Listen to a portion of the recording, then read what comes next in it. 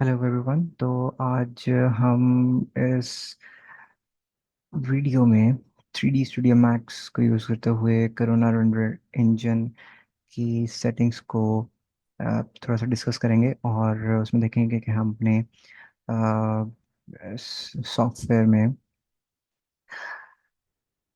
किन किन सेटिंग्स के साथ हम अपने रेंडर्स जो है वो कर सकते हैं। तो मेरे पास ये एक बहुत ही पुराना, आई गेस मैंने इसको 2021 में इस सीन को एज अ टेस्ट के तौर पे स्टार्ट किया था। कोरोना रेंडरिंग इंजन को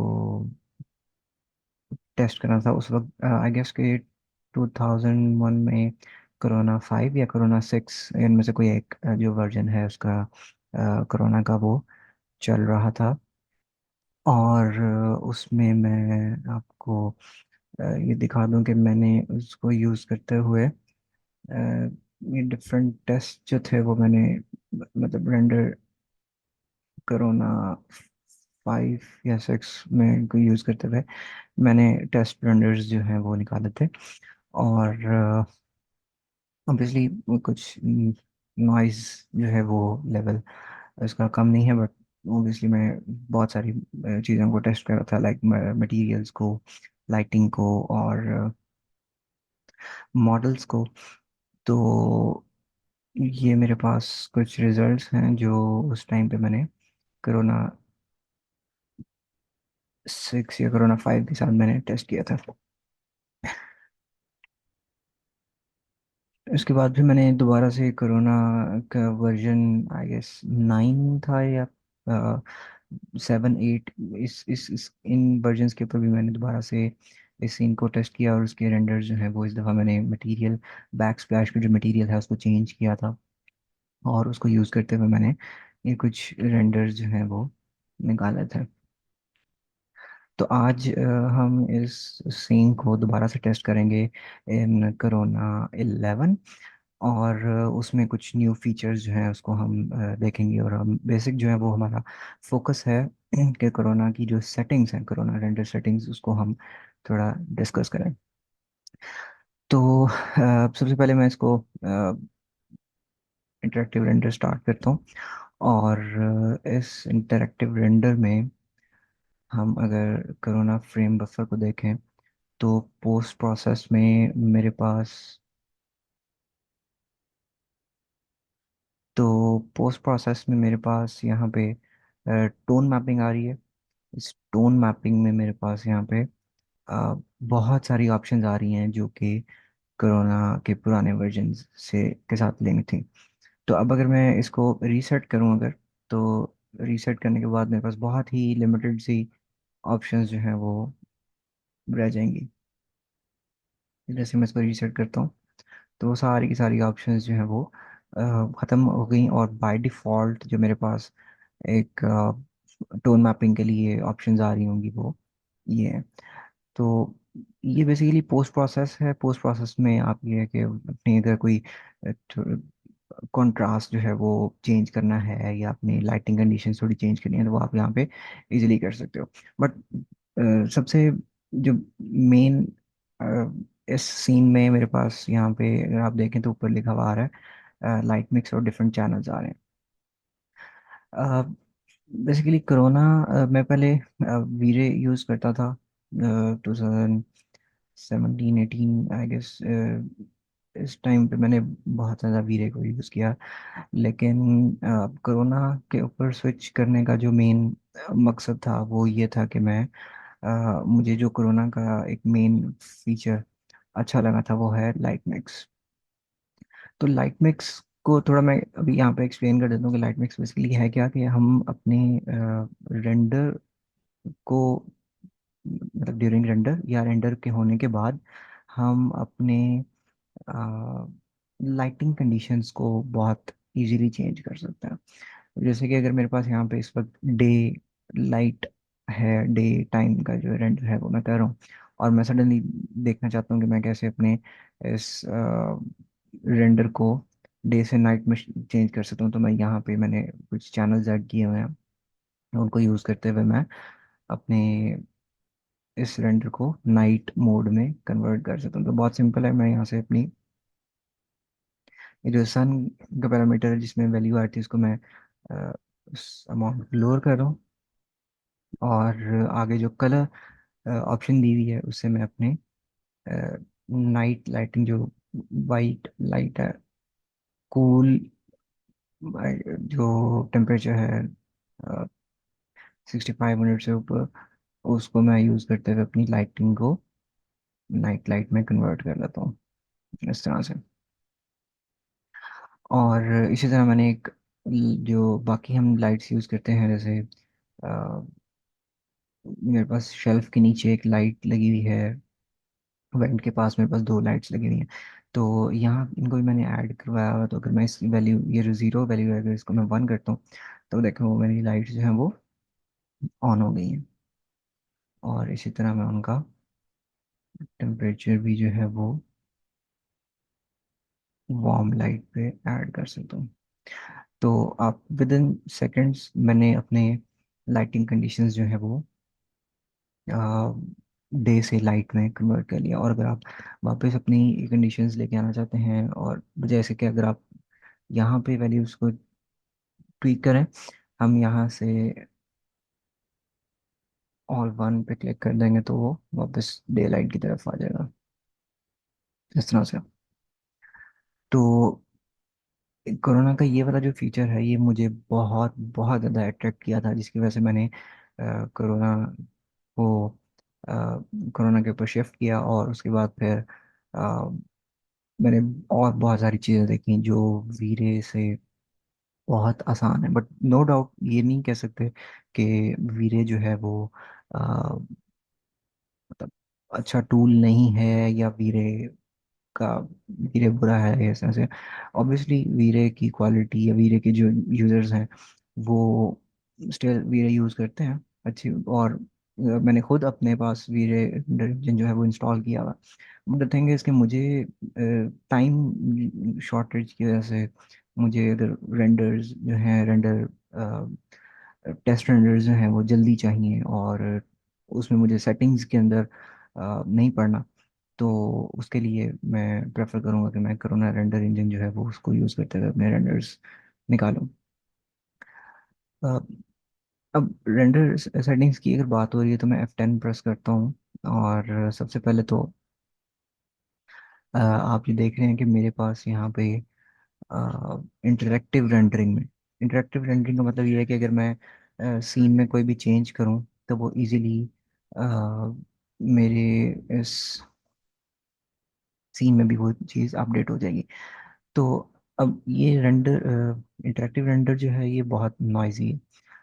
अब अगर मैंने टेस्ट रेंडर कर रहा हूँ, लाइटिंग मेरी कंडीशन जो है वो क्लाइंट की रिक्वायरमेंट्स से मैच कर रही हैं, मटेरियल्स मैच कर रहे हैं, तो अब अगर मैं क्लाइंट को अपडेट भेजनी है तो मैं इस तरह से नॉइजी रेंडर वो नहीं भेजूंगा। तो यहाँ पे कोरोना ने आसानी ये की कि अगर मेरे पास अ, उन्होंने हमें एक ऑप्शन दे दी डीनॉइजिंग की। अब डीनॉइजिंग की जो ऑप्शन है वो तो रेंडर होने के बाद होती है, इंटरेक्टिव रेंडरिंग में भी उन्होंने दे दी है चूंकि वो रियल टाइम रेंडर हो रहा। तो उसमें उन्होंने इंटरेक्टिव रेंडरिंग को जो है वो ग्राफिक कार्ड के साथ अटैच कर दिया। तो अगर मैं यहाँ पे अपनी corona render engine sorry corona render engine को असाइन करूं और परफॉर्मेंस टैब में आऊं, तो यहाँ पे मेरे पास इंटरेक्टिव रेंडरिंग के अंदर यहाँ पे ऑप्शन आ रही है डीनॉइजिंग ड्यूरिंग रेंडरिंग, और इस वक्त मेरे पास वो नन है।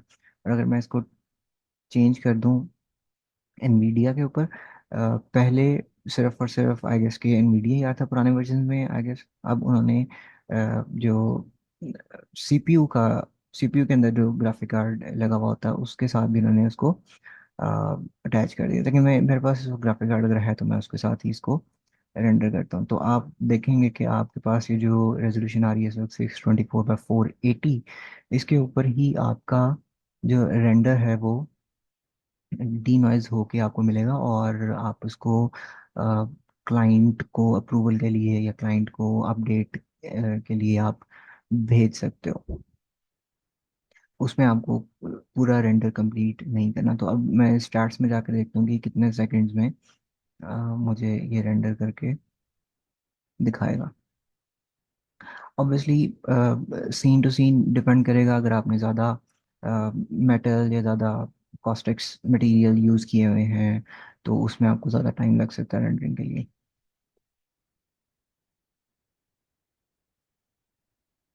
तो इसने मुझे तकरीबन 52 सेकेंड्स पे उससे पहले 40 सेकेंड्स पे उसने, लेकिन रेंडरिंग टाइम भी कम आ रहा है। 40 सेकेंड्स पे मुझे रेंडर इस तरह से अब देखें, नॉइज़ जो है वो उस तरह से नहीं है जिस तरह से पहले मेरे पास आ रही थी। तो सेटिंग्स की अगर बात करें तो F10 प्रेस करके मैं अगर रेंडर इंजन यहाँ से असाइन करता हूँ कोरोना के ऊपर, तो कॉमन टैब से आगे ये जो कॉमन टैब है ये हमारे पास हर रेंडर इंजन में आएगा, अवेलेबल है। जिसमें हम अपनी रेजोल्यूशंस को सेट कर सकते हैं, जिसमें हम अपने एनिमेशंस और सिंगल फ्रेम्स को सेट कर सकते हैं। तो कोरोना के लिए जो टैब्स हैं वो यहाँ पे, अगर मैं अगर सीन के ऊपर क्लिक करूँ तो ये मेरे पास दो रोल आउट्स आ रहे हैं, जनरल सेटिंग्स का और सीन एनवायरनमेंट का।